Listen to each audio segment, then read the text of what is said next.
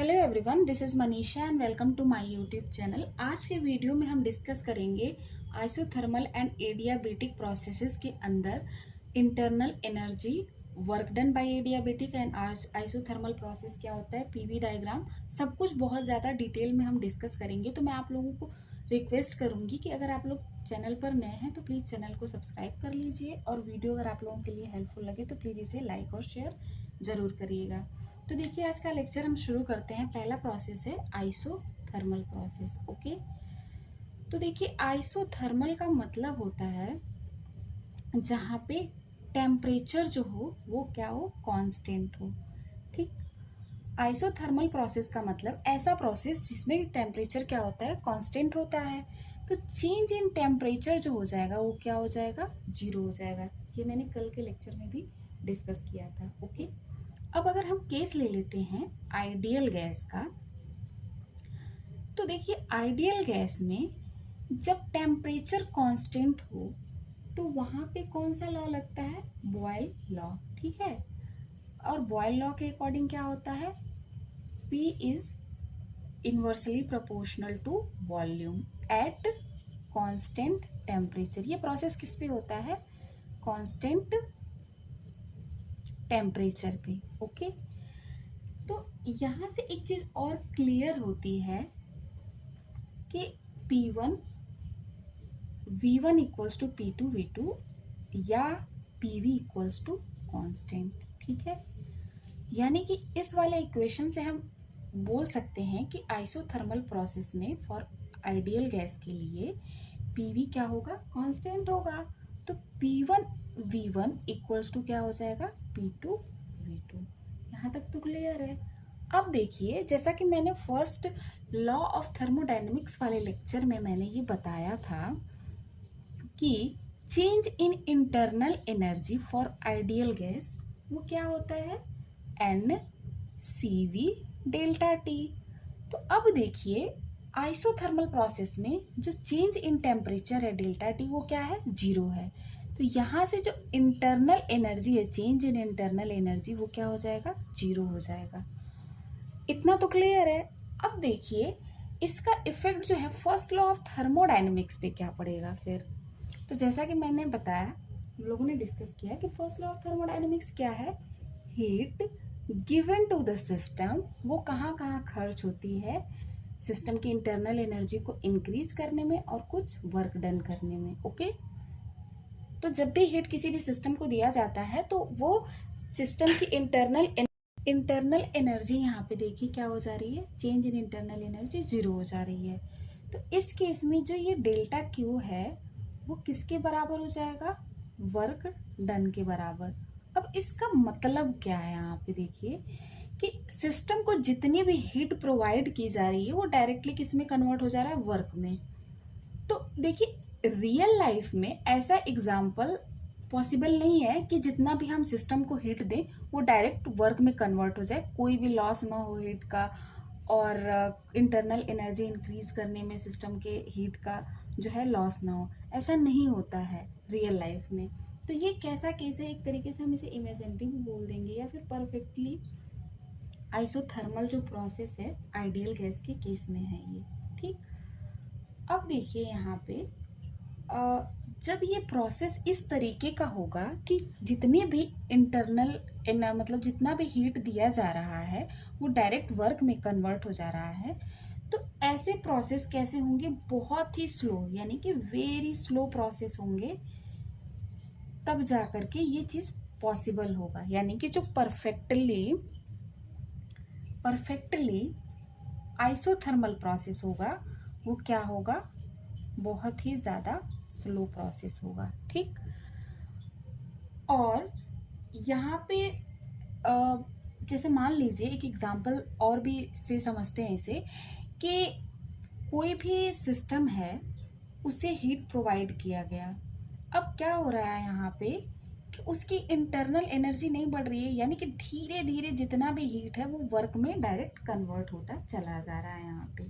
तो उसके लिए जो बाउंड्री है सिस्टम की वो कैसी होनी चाहिए कि जब हीट प्रोवाइड किया जा रहा है सिस्टम को और वो डायरेक्टली जो है वो कन्वर्ट हो जा रहा है वर्क में, तो कन्वर्जन के लिए बाउंड्री कैसी होनी चाहिए, कंडक्टिंग बाउंड्री और या फिर डायाथर्मिक बाउंड्री, ओके, और डायाथर्मिक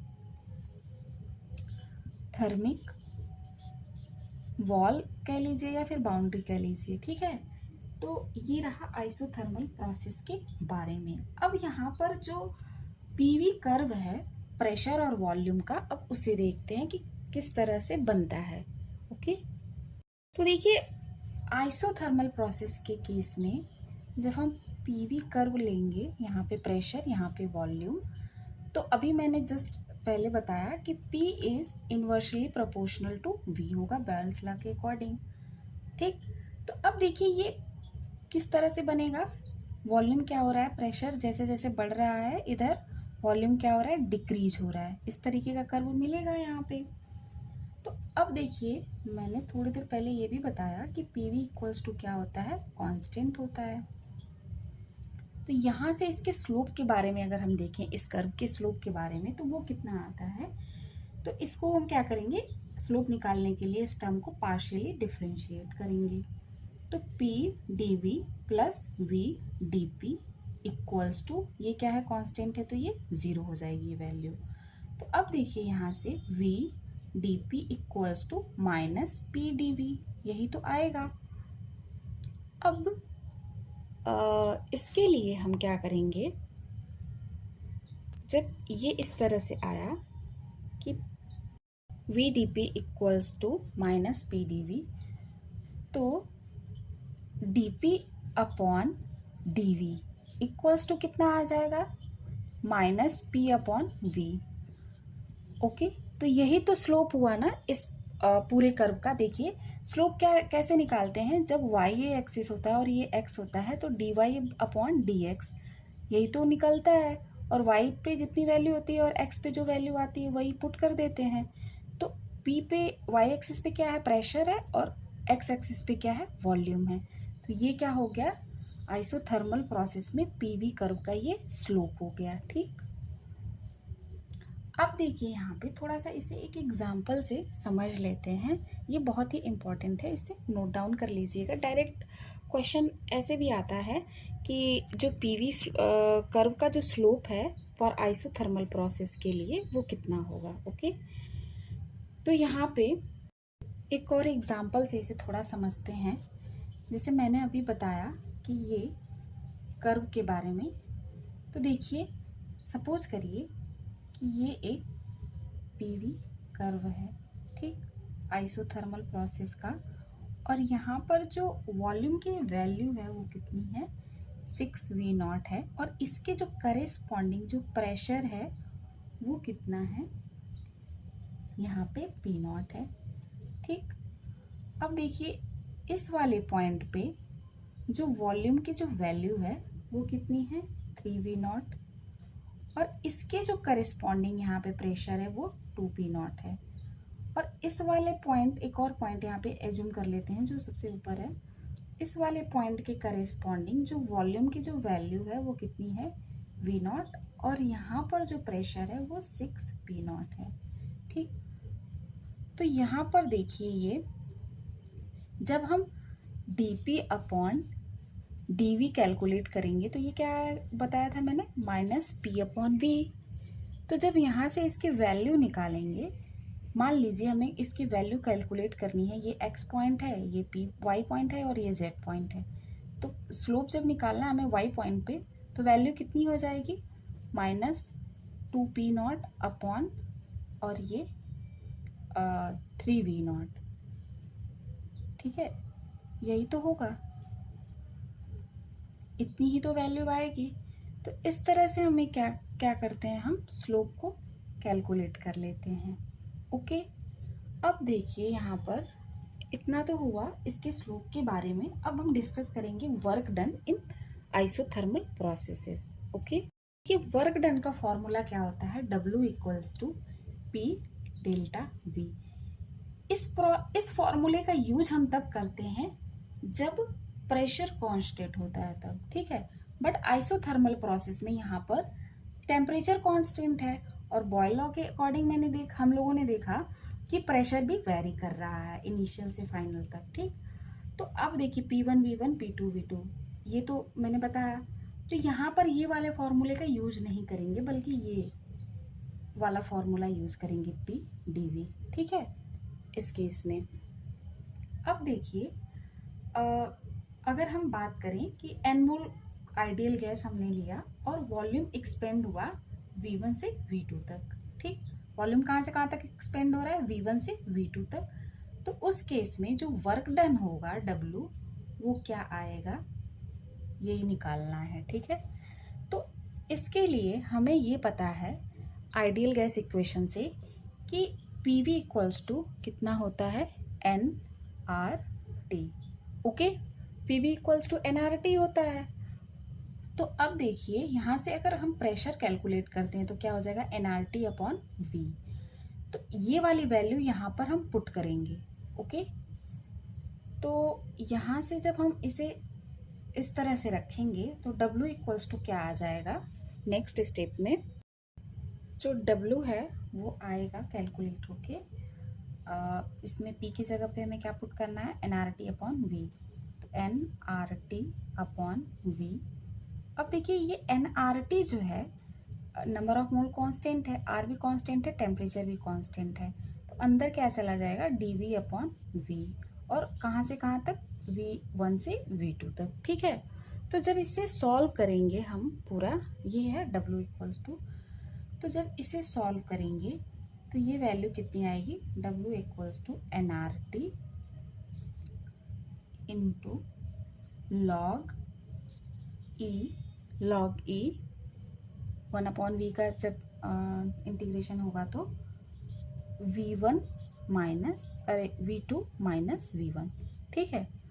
अब यहाँ पर ये कितना हो जाएगा, W equals to nRT log E V2 upon V1। यही तो वर्क डन आएगा in case of isothermal process, okay. Log E, but यहाँ पे मैं लिख दे रही हूँ, विजिबल नहीं हो रहा उसमें। तो देखिए इन केस ऑफ आइसोथर्मल प्रोसेस जो वर्क डन है W इक्वल्स टू वो कितना आ जाएगा, nRT log E V2 upon V1, okay, ये आया।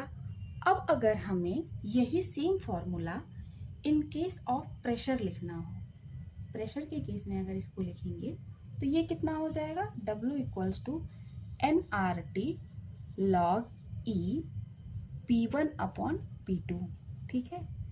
क्योंकि जो P है वो यहाँ पे क्या एज्यूम करके चले हैं, इनवर्सली प्रोपोर्शनल है वॉल्यूम के, ओके। तो इसलिए P1 अपॉन P2 यहाँ पे हो जाएगा in term of pressure, okay. यहाँ तक तो क्लियर है। अब ये जो वर्क डन आया है वो कैसा वर्क डन आया है, work done by the system है, ये बाय द सिस्टम है, ठीक है। अब अगर work done on the system अगर निकालना होगा तो यहाँ पे ये कैसा साइन लग जाएगा, माइनस का साइन लग जाएगा। देखिए जब भी work done by the system हम लिखेंगे तो हम कैसा साइन लगाएंगे, पॉजिटिव साइन, और जब work done on the system लिखेंगे तो हम वहाँ पे नेगेटिव साइन का यूज करेंगे, ओके। तो अब देखिए यहाँ पे थोड़ा सा ये फॉर्मूला, और मान लीजिए किसी भी क्वेश्चन में ऐसा दे दिया जाए कि नंबर ऑफ मोल और टेम्परेचर की वैल्यू नहीं दी हुई है, फिर इसको कैसे कैलकुलेट करेंगे, work done in isothermal process. तो जो ये nRT लिखा हुआ है इसको अभी हम किसके बराबर लिख रहे थे, PV इक्वल्स टू nRT था, ठीक। अब मान लीजिए ये क्या हो जाएगा, P1 V1 equals to nRT, ये भी तो लिख सकते हैं, या फिर P2 V2 nRT। तो जैसा क्वेश्चन होगा क्वेश्चन के अकॉर्डिंग इस फॉर्मूले को वर्क डन के चेंज कर लेंगे, ओके। लेकिन इन जनरल जो फॉर्मूला होता है वो ये वाला फॉर्मूला होता है, और कभी कभी ये भी दे दिया होता है, तो ये P1 अपॉन P2 होगा, इसको ध्यान देने वाली बात है। और work done by the system है, ये ऑन द सिस्टम के केस में चेंज हो जाएगा साइन इसका, ओके। तो देखिए यहाँ तक तो रहा ये आइसोथर्मल प्रोसेसेस के बारे में। अब हम बात करते हैं एडियाबेटिक प्रोसेस के बारे में। ओके, तो मैंने क्या क्या बताया कि ये प्रोसेस जो है आइसोथर्मल प्रोसेस बहुत स्लो प्रोसेस है। डेल्टा वी इसमें जीरो होता है, बॉयल लॉ का यूज होगा। और फिर वर्क डन किस तरह से होता है ये इसका जो फॉर्मूला है उसको हमने डिस्कस किया। और इसमें जो बाउंड्री होती है वो कैसी होती है, डायाथर्मिक कंडक्टिंग बाउंड्री होती है। और ये बहुत स्लो प्रोसेस होता है। और इसमें क्या होता है, Q इक्वल्स टू डब्ल्यू, यानी कि जितना भी हम हीट देते हैं सिस्टम को एक्सटर्नल, वो वर्क में कन्वर्ट हो जाता है। ओके, तो अब बात कर लेते हैं हम एडियाबेटिक प्रोसेस के बारे में। तो देखिए, इन केस ऑफ एडियाबेटिक प्रोसेस क्या होता है, जो हीट एक्सचेंज है बिटवीन सिस्टम और सराउंडिंग के बीच में वो क्या हो जाता है, जीरो हो जाता है। यानी कि क्यू की जो वैल्यू है वही जीरो हो जाती है। या फिर change in heat delta Q, ये क्या होता है, जीरो होता है। सिस्टम और सराउंडिंग के बीच में कोई हीट एक्सचेंज नहीं होता है। अब ये तब पॉसिबल होगा जब इसकी जो बाउंड्री है वो कैसी हो जाए, रिजिड बाउंड्री हो। ठीक है, रिजिड जब बाउंड्री होगी तो उसी केस में, यानी कि नॉन कंडक्टिंग जब बाउंड्री होगी, तभी तो हीट कोई सिस्टम और सराउंडिंग के बीच में एक्सचेंज नहीं होगा। तो उस केस में क्या होगा, ये डेल्टा क्यू जीरो हो जाएगा। और ये देखिए कि ये जो प्रोसेस होता है ना, ये बहुत ही फास्ट प्रोसेस होता है। वो कैसा था isothermal, in case of ideal gas वो बहुत स्लो प्रोसेस था। और ये जो कैसा होता है, वेरी फास्ट प्रोसेस होता है, वेरी फास्ट। ओके, इसको समझेंगे अभी कैसे। अब देखिए यहाँ पे जब डेल्टा क्यू जीरो हो जाएगा तो उस केस में जो फर्स्ट लॉ ऑफ थर्मोडायनेमिक्स है कि heat given to the system, वो कहाँ कहाँ जाता है, वर्क डन में और उसकी इंटरनल एनर्जी को इंक्रीज करने में। तो जब ये वैल्यू जीरो हुई तो ये क्या हो जाएगा, W equals to delta U. और फिर ये क्या हो जाएगा, W plus delta U equals to zero, ये होगा। तो ये जो W होगा वो माइनस ऑफ डेल्टा यू के बराबर हो जाएगा। यही तो होगा इस केस में। अब देखिए मतलब क्या हुआ कि work done by the system minus sign के साथ चेंज इन इंटरनल एनर्जी, यानी कि सिस्टम यहाँ पे अपनी इंटरनल एनर्जी को लूज करेगा जब work done by the system होगा तो। ओके, और ये प्रोसेस कैसा होगा, बहुत ही फास्ट प्रोसेस होगा। अब जैसे हम समझते हैं इस केस को कैसे, मान लीजिए कि जो भी इनके एक केस ले लेते हैं थर्मस का। सपोज करिए कि थर्मस में कुछ भी हम गर्म लिक्विड भरे हैं, तो उस केस में क्या हो रहा है कि बाहर से कोई हीट का तो मतलब वो हो नहीं रहा है, ट्रांसफ़र ना बाहर जा रही है हीट, ना बाहर से अंदर आ रही है। तो वहाँ पर फिर क्या होता है कि अगर हम उस थर्मस को थोड़ा सा शेक करें, मतलब उसको हिलाया जाए, तो उसके जो मॉलिक्यूल होंगे जो भी लिक्विड के हैं या फिर, तो वो क्या होंगे, उनकी इंटरनल एनर्जी में अंदर ही अंदर इंक्रीमेंट तो होगा। अब देखिए उस केस में क्या हो रहा है, work done by the system हो रहा है और बाहर कोई भी हीट जो है ट्रांसफ़र नहीं हो रही है। तो उनकी work done by the system नहीं, work done on the system हो रहा है। ठीक है, work done on the system हो रहा है क्योंकि हम सिस्टम पर काम कर रहे हैं, सिस्टम अपने आप काम नहीं कर रहा है उस केस में। तो यहाँ पर क्या हुआ, इंटरनल एनर्जी में इंक्रीमेंट हो जाएगा। अब इसको ऐसे भी समझते हैं कि सपोज करिए कि पूरा लिक्विड भरा है उसमें और हॉट लिक्विड है, कोई हॉट वाटर है या फिर कुछ भी है, तो उसको हमने क्या किया, पूरा ऐसे हिला दिया थर्मस को। तो अब क्या हुआ, इस वाले फॉर्मूले के अकॉर्डिंग क्या होना चाहिए, minus delta U, W equals to. ठीक है, तो यहाँ पर देखिए कि work done on the system जब होगा, ऑन द सिस्टम, तो उस केस में जो ये W की वैल्यू है वो माइनस में होगी। यही तो बोला, वर्क डन जब ऑन द सिस्टम होता है तो नेगेटिव में लिखा जाता है, माइनस डेल्टा यू। तो ये कैंसिल आउट हो गया। तो इस यहाँ से ये चीज़ क्लियर हुई कि W इक्वल्स टू क्या हो जाएगा, डेल्टा यू हो जाएगा, यानी ये पॉजिटिव हो रहा है। मतलब कि इंटरनल एनर्जी होगी उस केस में सिस्टम की, वो क्या हो जाएगी, इंक्रीज हो जाएगी। ओके, अब देखिए एक और एग्जांपल लेते हैं कि जब टायर जब फटता है तो फिर उस केस में क्या होता है, जब टायर जब फटेगा तो उस केस में क्या होता है कि इंटरनल एनर्जी जो होती है वो बहुत ही रैपिडली डिक्रीज होती है। होता क्या है उस केस में कि बाहर से कोई इंटरेक्शन तो होगा नहीं। अगर टायर में बहुत ही ज़्यादा वो एयर फिल कर दिया जाए तो जो गैस के मॉलिक्यूल होंगे, एयर गैस के मॉलिक्यूल होंगे, वो क्या करेंगे, इनका प्रेशर इंक्रीज हो जाएगा। ठीक, अब प्रेशर इंक्रीज होगा तो इनकी इंटरनल एनर्जी बढ़ेगी, क्योंकि ये बाहर से अंदर ना हीट जाएगी ना अंदर से बाहर हीट आती है इस केस में। तो सडन क्या होता है, ये प्रोसेस इतना फास्ट होता है कि ये फट जाता है। ठीक है, जब ये फटता है तो उस केस में क्या होता है, work done by the system होता है, यानी कि यहाँ पे सिस्टम काम करता है। तो देखिए, और जब सिस्टम काम करेगा तो वो क्या करेगा, एनर्जी को लूज करेगा। ठीक है, जब एनर्जी को, अपनी इंटरनल एनर्जी को लूज करेगा तो वहां पे क्या हो जाएगा, इंटरनल एनर्जी माइनस में आएगी। ठीक, तो ये क्या है, बाय द सिस्टम है। ठीक है, तो इंटरनल एनर्जी माइनस आएगी। तो जब देखे होंगे, जब टायर फटता है तो आसपास थोड़ा सा कूलिंग जैसा माहौल हो जाता है। ठीक है, तो यहाँ तक तो ये बात रही वर्क डन की और इंटरनल एनर्जी और वर्क डन के बारे में। ठीक, अब देखिए एक इम्पॉर्टेंट रिलेशन, जैसा कि मैंने आइसोथर्मल में डिस्कस किया था कि वहाँ पे प्रेशर क्या होता था, इन्वर्सली प्रोपोर्शनल था वॉल्यूम के, क्योंकि वहाँ पे जो टेम्परेचर था आइसोथर्मल प्रोसेस में वो कांस्टेंट था। अब इस केस में एक रिलेशन होता है पीवी के बीच में, वो क्या होता है, पी वी की power gamma equals to constant. इसे हम पॉइजन रिलेशन भी बोलते हैं। पी वी के पावर गामा जो है वो कांस्टेंट होता है। अब देखिए ये जो गामा है वो क्या है, ये जो गामा है ये रेशियो है किसके किसके बीच का, गामा जो है वो क्या है, रेशियो है, ratio of molar specific heat capacity at constant pressure, ratio of molar specific heat capacity at constant pressure, at constant pressure to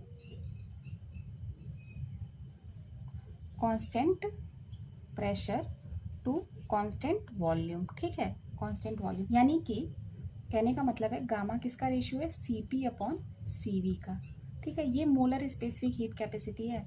मैंने लास्ट लेक्चर में स्पेसिफिक हीट कैपेसिटी के बारे में काफ़ी डिटेल में डिस्कस किया हुआ है। लोगों को अगर देखना होगा तो आप लोग वो वाला लेक्चर जरूर देख लीजिएगा। ओके, तो यहाँ पर देखिए जो गामा है ये गैस के अकॉर्डिंग वेरी करता रहता है। जैसी गैस होगी उसी के अकॉर्डिंग गामा की वैल्यू जो होगी वो वेरी करेगी। कैसे, देखिए जो गामा होता है ये क्या होता है, 1+2/f, ये इसका फॉर्मूला होता है। इसको निकालने का फॉर्मूला क्या होता है, गामा इक्वल्स टू 1+2/f। अब ये f क्या है, यहाँ पे f जो है डिग्री ऑफ फ्रीडम है गैस के लिए। हर गैस के लिए डिग्री ऑफ फ्रीडम क्या होगी, अलग अलग होगी।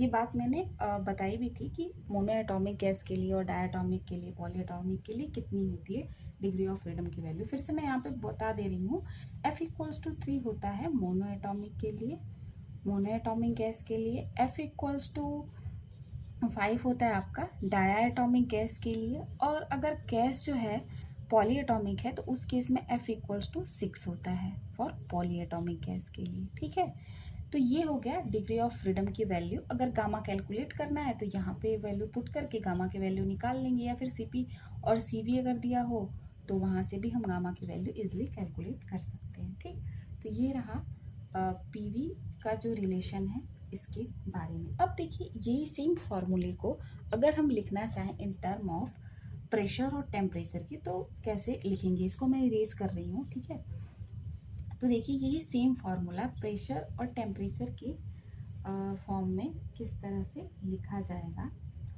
प्रेशर और टेम्परेचर, पहले इसमें हम देख लेते हैं टेम्परेचर और वॉल्यूम का जो रिलेशन है उसको। ठीक है, तो हमें पता है for ideal gas PV equals to क्या होता है, एनआरटी।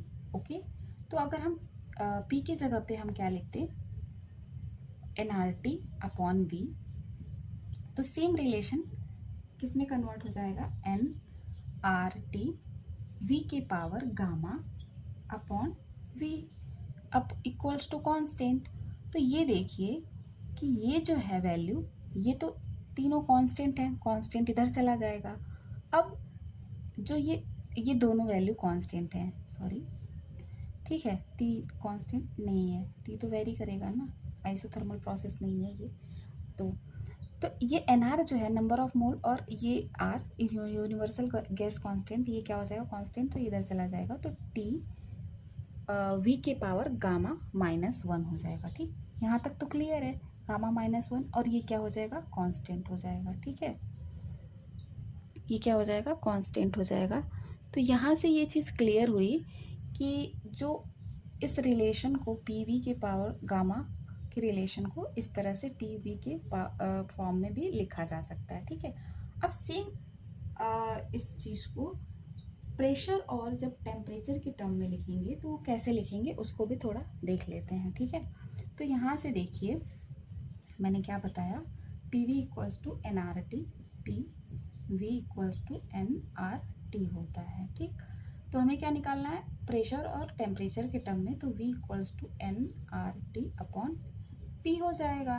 तो यहाँ से जब हम वैल्यू पुट करेंगे तो पी एन आर टी, ठीक, अपॉन पी, और ये वाला जो p होगा वो तो बाहर ही रहेगा, और ये वाला v की जगह पे हमने पुट किया है N R T upon P, तो ये गामा रख देंगे। ठीक है, तो देखिए यहाँ से जब आएगी वैल्यू तो वो कितनी आएगी, टी के पावर गामा पी के power gamma 1 minus gamma equals to constant, यही तो आएगा।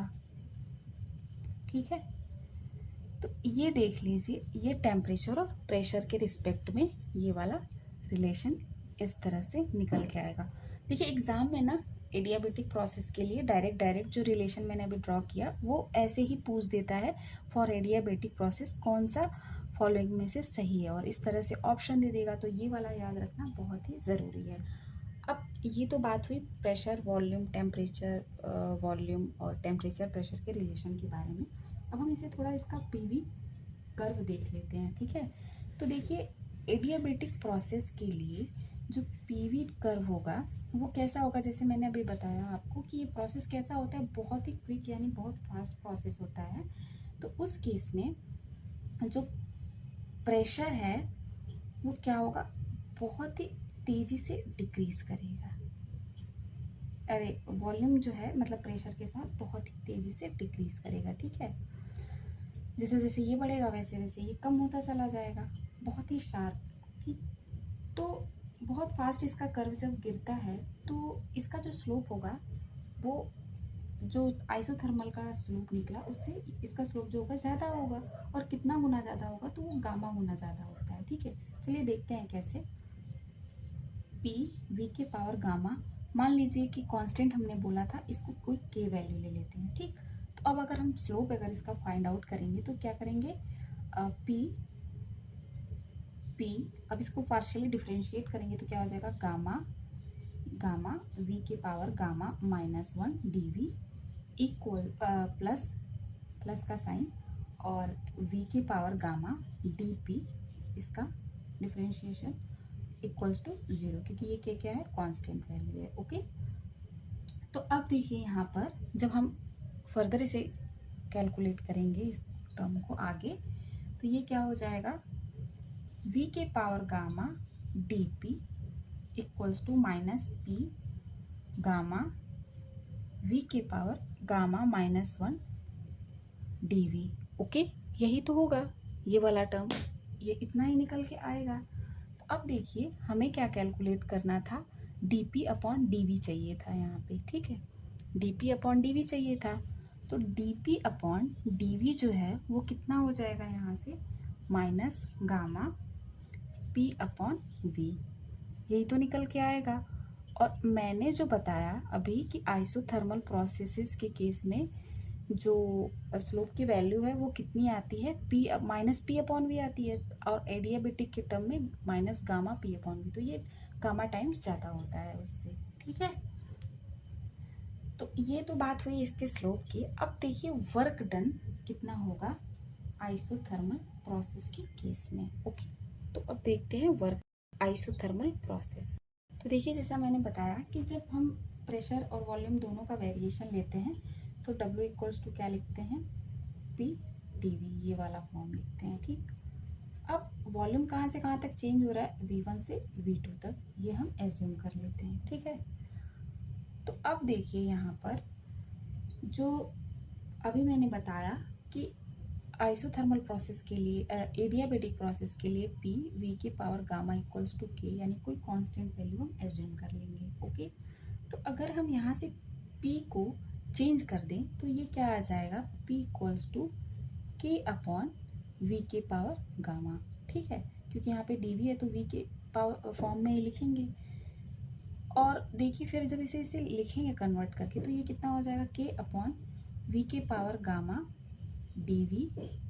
ठीक, और ये कहाँ से कहाँ तक इसको लेना है, V1 से V2 तक। ओके, अब जब इसे हम इंटीग्रेट करेंगे तो ये कितना हो जाएगा, कि तो बाहर आ जाएगा क्योंकि वो कांस्टेंट है। ठीक, अब V के पावर माइनस गामा प्लस 1, ठीक है, V के power minus gamma plus 1 divided by, क्योंकि थोड़ा सही से लिख दूँ यहाँ पे के, और V के power minus gamma plus 1 divided by gamma minus gamma plus 1, यहाँ से ये ऊपर जाएगा तो, और ये कहाँ से कहाँ तक चेंज हो रहा है, V1 से V2 तक। ओके, अब देखिए यहाँ से जब हम निकालेंगे इसकी वैल्यू तो के अपॉन ये वाला बाहर टर्म आ जाएगा माइनस गामा प्लस 1। ठीक, अब जो यहाँ पे वैल्यू बचा कितना, V2 के power minus gamma plus 1 minus V1 के पावर माइनस गामा प्लस 1। ठीक है, तो अब यहाँ पे मैंने जैसा कि डिस्कस किया था बहुत थोड़ा सा पहले भी, कि जो ये के की जो वैल्यू है, के जो है वो पी वी के पावर गामा इक्वल्स टू के है। तो यहाँ से क्या होगा, यानी कि P1 V1 के पावर गामा इक्वल्स टू के, या फिर इसे हम ऐसे भी लिख सकते हैं कि P2 V2 के पावर गामा इक्वल्स टू के। ये दोनों केसेस पॉसिबल हैं यहाँ से।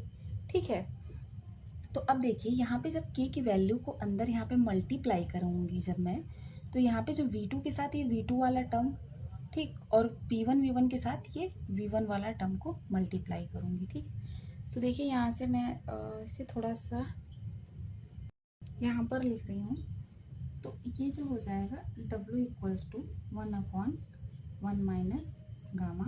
ठीक, अब इसको हम k को मल्टीप्लाई किए इसके अंदर इस वाले फॉर्म को, P1 V1 P2 V2 के पावर गामा इक्वल्स टू के इधर मल्टीप्लाई हुआ तो V2 के साथ ये V2 वाले टर्म को मल्टीप्लाई करेंगे तो कितना आ जाएगा, P2 V2 के पावर गामा, ठीक, और V2 की पावर माइनस गामा प्लस 1, ये वाला टर्म। ठीक, अब माइनस और कितना होगा, P1 V1 के पावर गामा और V1 की power minus gamma plus 1। I think यहाँ तक ये क्लियर हो गया होगा, जिससे के का फॉर्म इसमें इस तरह से मल्टीप्लाई होगा। ओके, तो अब देखिए जो ये W बराबर आएगा वो कितना आ जाएगा जब इसको पूरा मल्टीप्लाई करेंगे इसमें, तो 1/1 माइनस गामा, 1/1 माइनस गामा।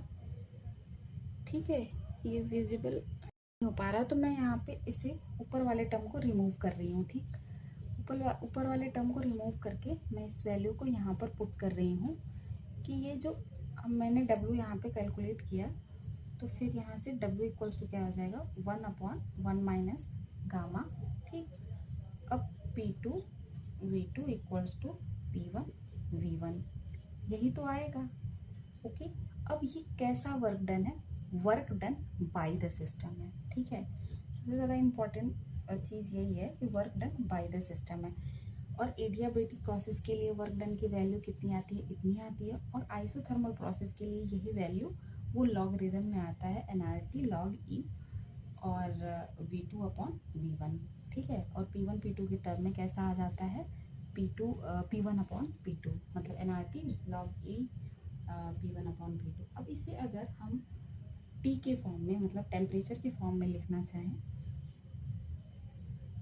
तो देखिए 1/गामा और P2 V2 P1 V1 को क्या लिख सकते हैं, nRT कॉमन हो जाएगा, T2 माइनस T1, यही तो होगा।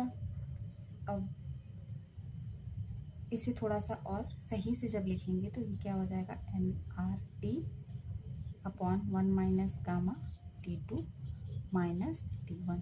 ठीक, ये वर्क डन होता है टेम्परेचर के फॉर्म में। इन केस ऑफ NR होगा, यहाँ पे nRT नहीं होगा क्योंकि यहाँ पे T2 माइनस T1 ऑलरेडी अंदर नीचे चला गया है। ठीक है, NR upon 1 minus gamma T2 minus T1 और P2 V2 minus P1 V1 एक प्रेशर और वॉल्यूम के टर्म में। ओके, अब देखिए, अब इसकी जो इंटरनल एनर्जी है वो कितनी आती है। उस वाले प्रोसेस में आइसोथर्मल में तो डायरेक्ट जीरो हो जा रही थी। ये रहा प्रेशर और यहाँ पे मैं इंटरनल एनर्जी को यहीं पे लिख देती हूँ। सपोज करिए कि इंटरनल एनर्जी मैंने बताया आइडियल गैस के लिए क्या होती है, delta U equals to N C V delta T. तो यहाँ से हमें क्या निकालना पड़ेगा, डेल्टा टी तो पता है T2 माइनस T1 होगा, लेकिन ये जो CV है इस केस में कितना आएगा। ठीक, तो मैंने लास्ट लेक्चर में मेयर रिलेशन डिस्कस किया था, क्या होता है, CV minus CP minus CV, CP minus CV equals to R। और अब ये जो मैंने गामा बताया वो कितना आता है, CP upon CV equals to R। ठीक है, उस केस में यहाँ पे कि CP minus CV equals to R हो गया और गामा की जो वैल्यू कितनी बताई थी मैंने, CP upon CV equals to gamma. ठीक है, CP upon CV equals to gamma. Okay, अब देखिए यहाँ से जब हम CP कैलकुलेट करेंगे तो कितना हो जाएगा, CP equals to gamma CV। Okay, अब जो ये वाली वैल्यू है इसमें पुट कर देंगे मेयर रिलेशन में, तो ये कितना हो जाएगा, gamma CV minus CV, gamma CV minus CV equals to R, यही तो आएगा। अब देखिए ये जो वैल्यू है यहाँ से अगर हम CV निकाल लें, ठीक, यहाँ से अगर हम CV कैलकुलेट कर लें तो CV कितना आ जाएगा, R अपॉन गामा माइनस 1। ठीक, तो अब CV की value R upon gamma minus 1 आ गई, तो यही वैल्यू अगर हम इसमें पुट कर दें इस वाले इक्वेशन में, तो डेल्टा U कितना आ जाएगा। तो देखिए डेल्टा U की जो वैल्यू आएगी, मैं ये वाला वर्क डन वाला रिमूव करके यहाँ पे लिख रही हूँ, चेंज इन इंटरनल एनर्जी जो आएगा इस वाले फॉर्मूले को इसमें पुट करने पर वो कितना आ जाएगा, delta U equals to N CV की जगह पे R upon gamma minus 1 delta T। Delta T का मतलब क्या है, T2 minus T1। Okay, T2 minus T1 यही तो है। अब इस वाले केस में भी हमने वर्क डन का जो फॉर्मूला है वो क्या देखा था, वर्क डन कितना आया था, यहाँ पर जो गामा की जो वैल्यू है, गामा माइनस 1 की जगह पे क्या आया था, 1 माइनस गामा आया था, यही तो था। W equals to N R 1 minus gamma T2 minus T1। Work done भी तो इतना आया था। अब देखिए इसका मतलब क्या हुआ, जैसे work done by the system जब हम ले रहे हैं तो साइन क्या आ जा रहा है, यहाँ से जब work done by the system इसमें ले रहे थे शुरू में, जब फर्स्ट लॉ ऑफ थर्मोडायनेमिक्स में वैल्यू पुट करके, तो W इक्वल्स टू क्या रहा था, माइनस डेल्टा U। तो यानी कि जितना ये वैल्यू आएगा उसमें अगर नेगेटिव यानी इस गामा को इधर से इधर रिप्लेस कर देंगे तो डेल्टा U भी तो उतना ही आ जाएगा। तो ये रहा आपका change in internal energy, work done और PV ग्राफ के बारे में, और किस तरह से ये प्रोसेस होता है। और ये बहुत ही फास्ट प्रोसेस है, और इसमें जो भी work done by the system होता है वो क्या होता है, internal change in internal energy में कन्वर्ट होता है, और यहाँ पे सिस्टम की एनर्जी लूज होती है तब जब work done by the system होता है। ओके, अब ये जो रहा आपका डिस्कशन पूरा थर्मोडायनेमिक्स प्रोसेसेस के बारे में। आई होप सो आप लोगों को ये वीडियो काफ़ी हेल्पफुल लगी होगी। नेक्स्ट वीडियो में हम इससे रिलेटेड कुछ क्वेश्चंस को भी देखेंगे और नया टॉपिक जो होगा उसको डिस्कस करेंगे। ओके, तो मैं आप लोगों से रिक्वेस्ट करूँगी कि प्लीज़ वीडियो अगर आप लोगों को ये हेल्पफुल लगे तो वीडियो को लाइक और शेयर ज़रूर करिएगा, और चैनल पर नए हैं तो प्लीज़ चैनल को सब्सक्राइब कर लीजिएगा। Okay, so thank you everyone for watching this video. Thank you.